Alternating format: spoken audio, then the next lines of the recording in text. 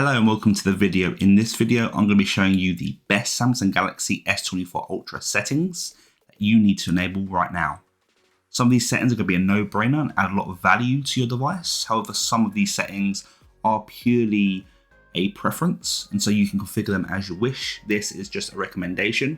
Before we get into the video, please like, share and subscribe. It helps the channel out a lot. Without further ado, let's get into the video.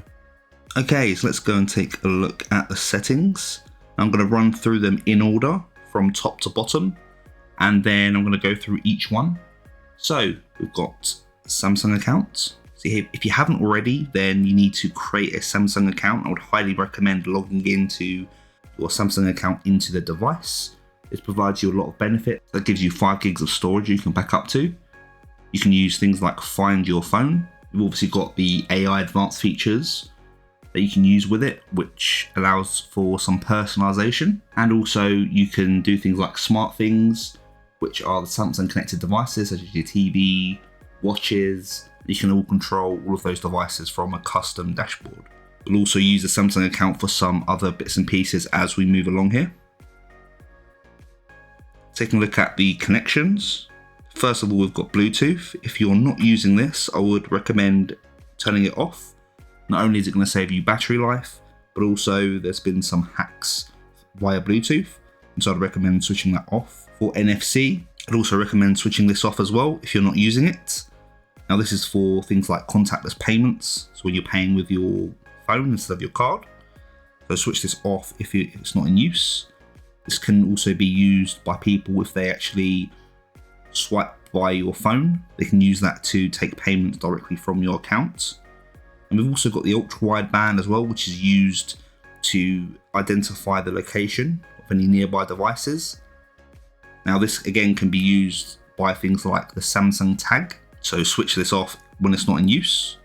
Within the SIM manager, you can actually go down here to more SIM settings. And you've got here the SIM card security. I don't have this on, but you can actually set a PIN for your SIM card. This doesn't pertain only to Samsung Galaxy S24. This is more of like a generic security feature. So it allows you to set either a PIN or a password to unlock your SIM card. So you can go ahead and set that up if you want to. Then going back, you can see here that we've got the data usage. So obviously if you're using a certain amount of data, if you've got like a contract. So for me, I actually use add-ons each month. So I always want to keep a track on the data that I'm using. So you've got data saver. So it helps by cutting down your data usage by preventing apps from using data in the background. So you can turn that on if you want. I've got that on. We've also got mobile hotspot and tethering. Again, if you're not using hotspot, I'd recommend turning this off because it's going to save you battery, but also then it's going to make sure that nobody else can actually connect to the hotspot. So if I actually go back here, hopefully you can do it without dropping the S Pen. You need to then disable the data saver. You need to actually go back into the data saver and switch this off because it actually doesn't allow you to go back into the settings, which I forgot about. So let's go back. And if you are using the mobile hotspot, just make sure that you're doing a couple of things here. So setting a secure password. Typically it will set quite a secure one for you. Just make sure this is being changed frequently. And then scrolling down here, you've actually got some nice features here. So one-time password, which allows you to connect a guest or someone like a one-off connection. So if someone that you don't trust or someone that you're just providing temporary access, then you can actually provide this password as opposed to the other one, which is kind of a more permanent password. You can also prioritize the real-time traffic here as well. So for things like games and video calls, which are sensitive to lag. I'm actually going to switch this off as I don't need it right now. Now we're going to go on to connected devices. And then we're going to go into quick share. And here under where it says who can share with you, I set this to no one. But if you're going to be sharing with people that you know, such as your contacts, you can click on contacts only.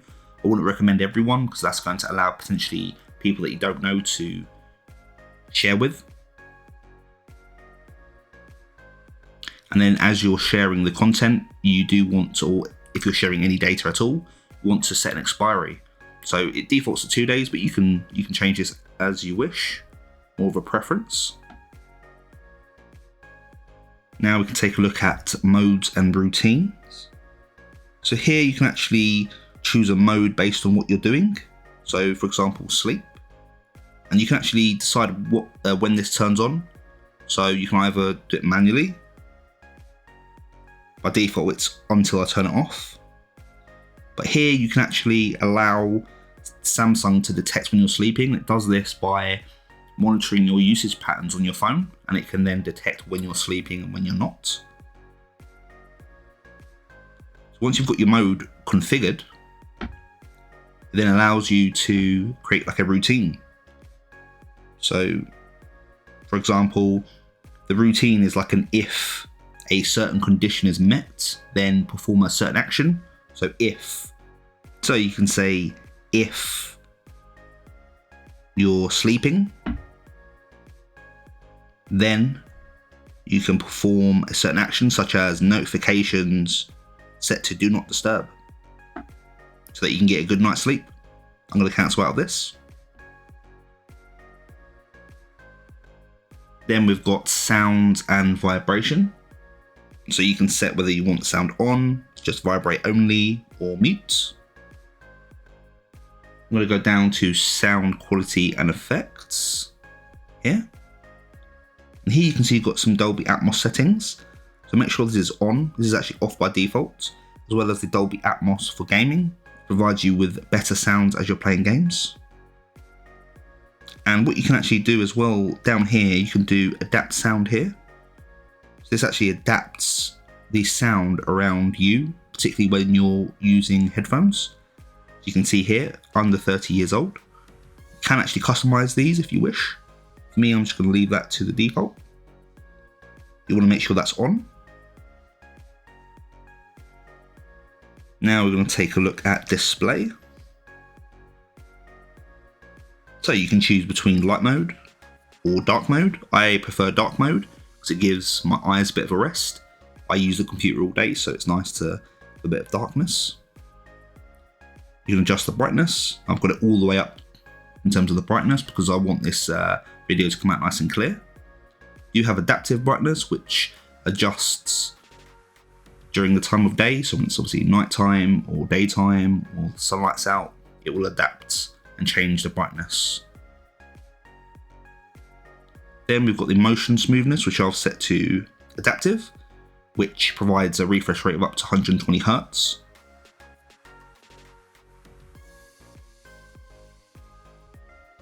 We have the eye comfort shield, in which I use quite frequently, again, because I have eye strain, but you can kind of customize this as you wish. I've also got the enhanced comfort on as well. This is particularly useful when you're viewing it at night. Screen mode, I've set this to vivid. Now I know there's been some issues in terms of the actual colours on the Samsung S24 Ultra versus the S23. I haven't actually found any issues myself. I found that quite alright. You can obviously adjust the font sizes as you wish and the style of the text. So I've got mine set to currently the third one over, but you can set this as you wish. One thing I do want to point out, which is quite useful, is to set the screen resolution over to QHD+. It's actually defaulting to FHD+ at the moment. So just make sure you've set the QHD+ for better resolution. Then we've got the screen timeout. Now, because I'm recording, I've set this to 5 minutes just so that screen doesn't time out on me. But you can set this to whatever you wish. Normally I would set this to about 15 seconds. And then you've got the option here, keep screen on while viewing. So it can detect whether you're in front of the camera and keep it on. We have the edge panels here, which is this. And you can select what you want the panels to look like. So whether they're apps, people, smart select, etc. I've got mine set just to the default apps. Okay, I think that's it for the edge panels. We've got the navigation bar, so whether you want the buttons, I'm quite old school. I do want to switch over to the gestures, but I'm still used to the buttons down here, as you can see. You've got the menu, the home button, and the back button as well. So you can set this to whatever you prefer. Also got the assistant app, which will open up a digital assistant and circle to search. So when you've got the buttons, to circle to search, you hold in the home button, and then that will allow you to do a circle to search, like so. And the gesture, if you want to swap over to the gesture, I can come out of this, yeah, swipe gesture.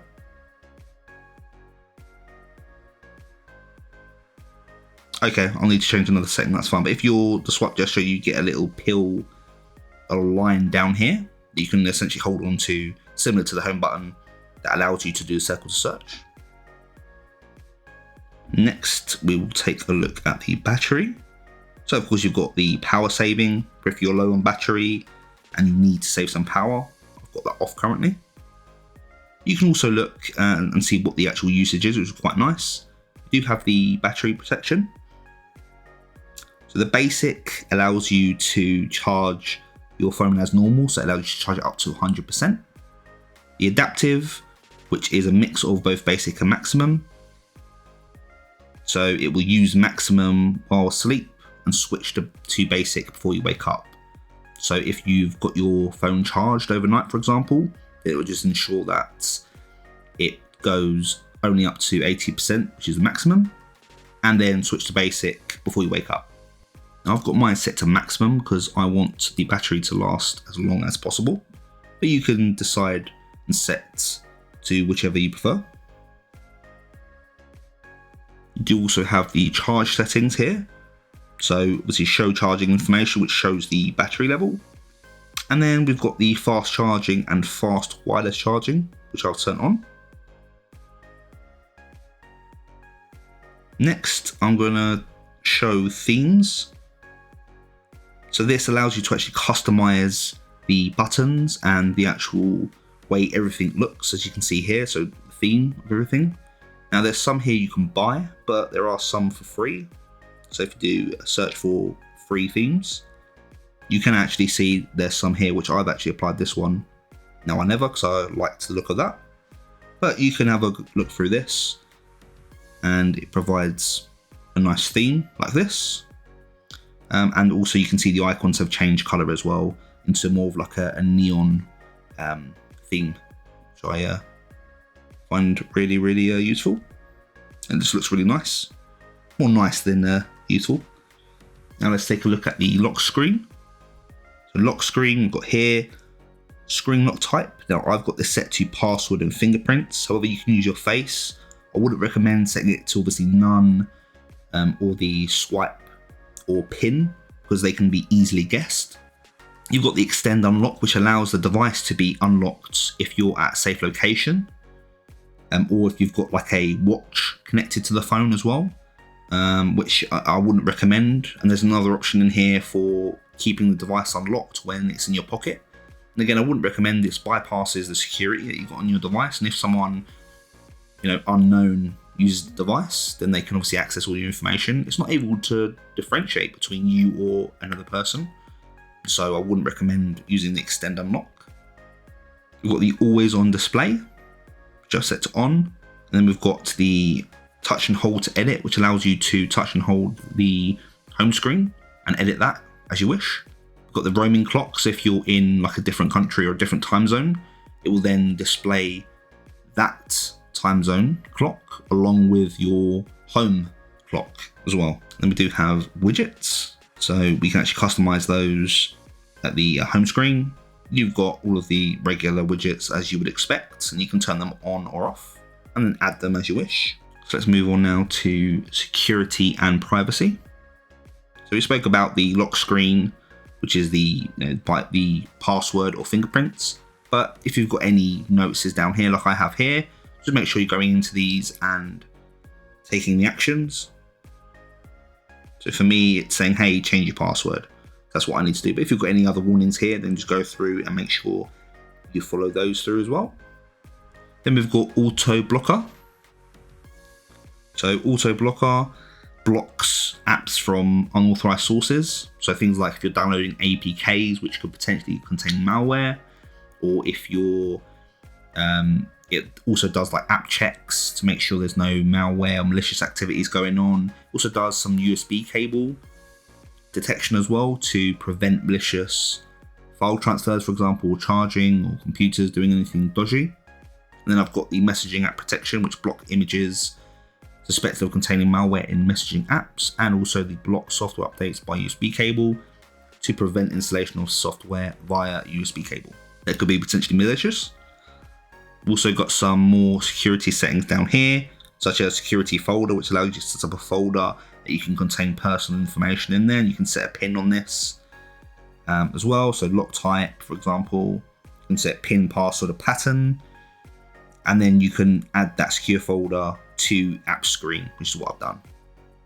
So it appears as an app on the screen. You have secure Wi-Fi, which actually allows you to protect your connection when you're on like a public Wi-Fi to a coffee shop, for example.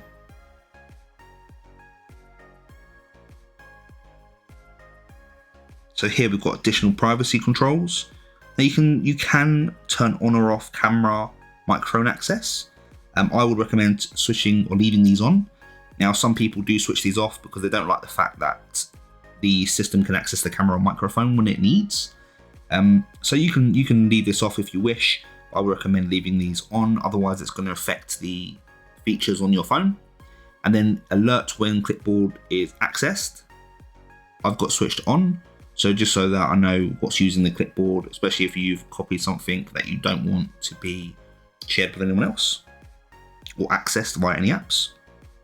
Then we've got the safety and emergency. So here you can actually fill out all your medical information. So if you've got any medical conditions or anything like that, I have no idea why it's doing that. Probably because I've got the pen. But yeah, you can fill out all your medical information, and this will appear on the screen, on your home screen. Just so that obviously if you're in any emergency or anything like that, people can know your medical condition, for example, and all of your contact information. Then we've got emergency contacts, which you can add here. We have emergency SOS, so this allows you to press the side button 5 times, and it will call your emergency contacts in addition to sending them a voice recording, and also the pictures from the front and or the back camera as well, which I find pretty cool. Emergency sharing, so you can actually configure that, like I said, attach the pictures from your front and rear cameras, and the audio recording settings right there as well, which I've set to on. Also do have the unknown tracker alerts. So if there's a tracker nearby that could be either malicious, or maybe it's not malicious, maybe it's just a tracker that's nearby, then it gives you warning to say hey, or gives you an alert more to say hey, there's a device nearby. And it does require Bluetooth to be turned on. Okay, next we're going to take a look at the accounts and backup. So you can back up your data to Samsung Cloud if you wish. I actually use Google Drive to back up my data. You can also transfer data from and to the device, and also external storage. You can actually back up to USB storage as well if you wish. Then we have the Google services here.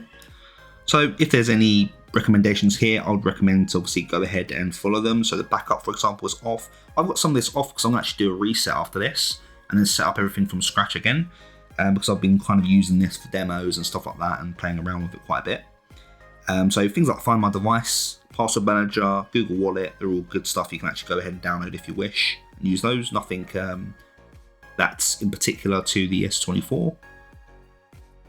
Then we've got some advanced features. So this is where the AI comes into it. So you've got advanced intelligence. So this is the phone, which you can do live translation. So you can switch that on, and then you select your language, select the other person's language. By default, it comes with German, but you can download some other ones. It just requires a language pack to be installed. Then we've got Samsung Keyboard, which allows you to get grammar and spelling suggestions, translate messages in your chats and texts. You have the Interpreter, which is live translation of spoken conversations. We've got Samsung Notes, which does the grammar and spelling. You can also do different sort of tones as well.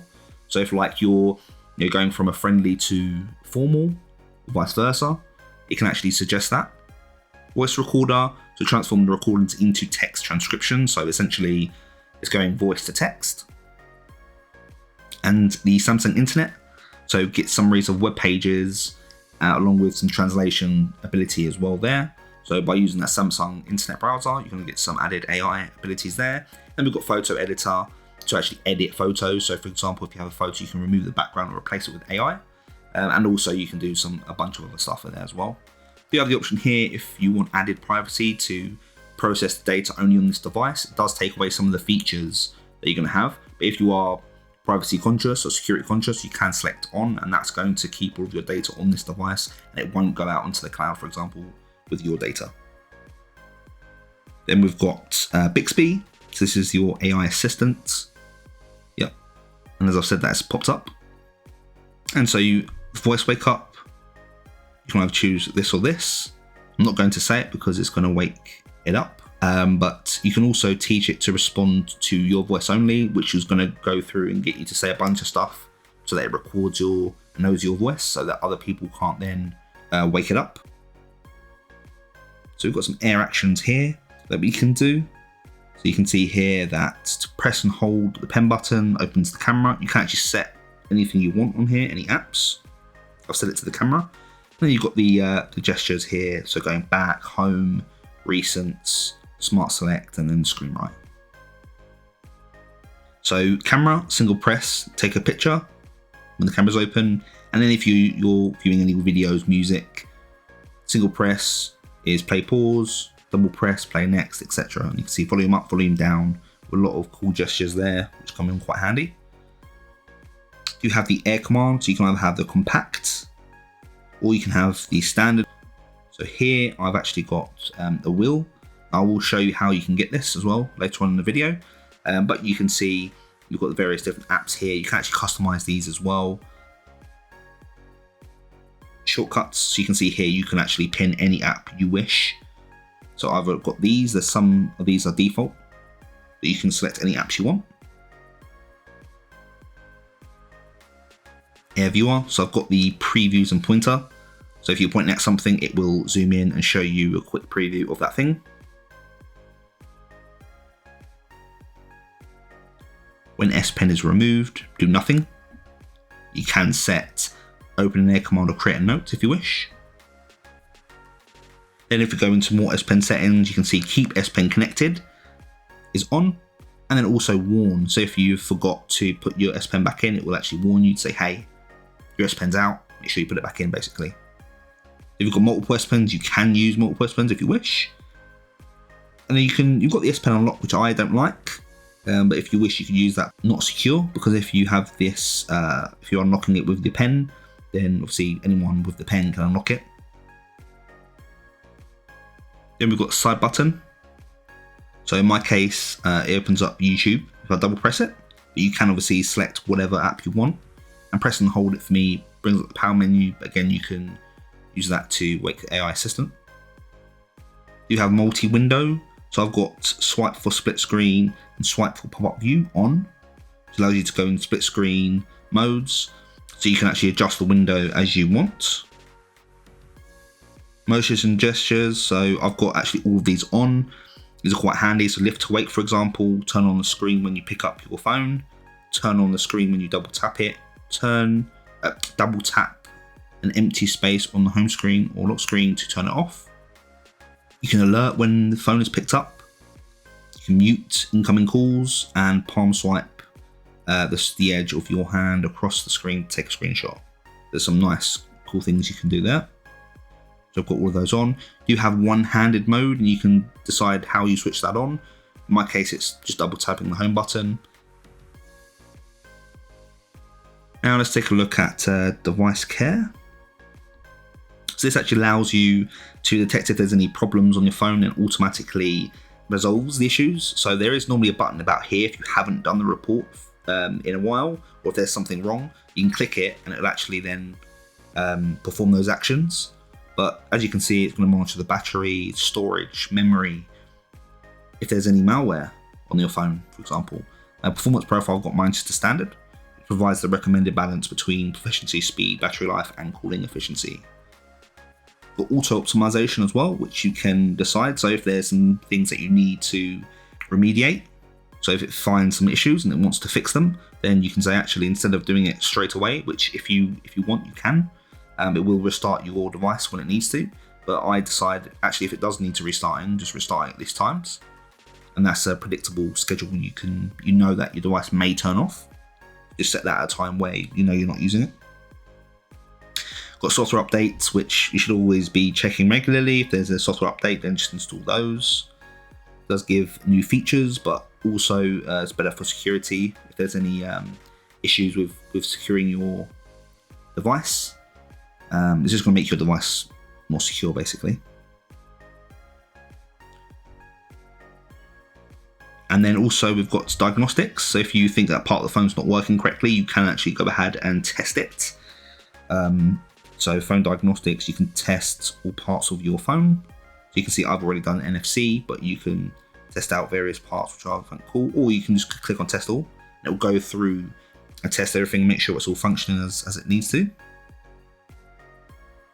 Then we've got maintenance mode. So if you've sent your device off for repairing, you can actually turn this on, which essentially then people can't access your personal information. They'll only have access to like the default apps. So you can choose to do a cloud backup or an external backup to a USB storage if you wish. We go to apps, you can actually set the default apps here. So for example, in Samsung, the browser app is Samsung Internet as the default, but you can set all kinds of various apps as you can see on your screen.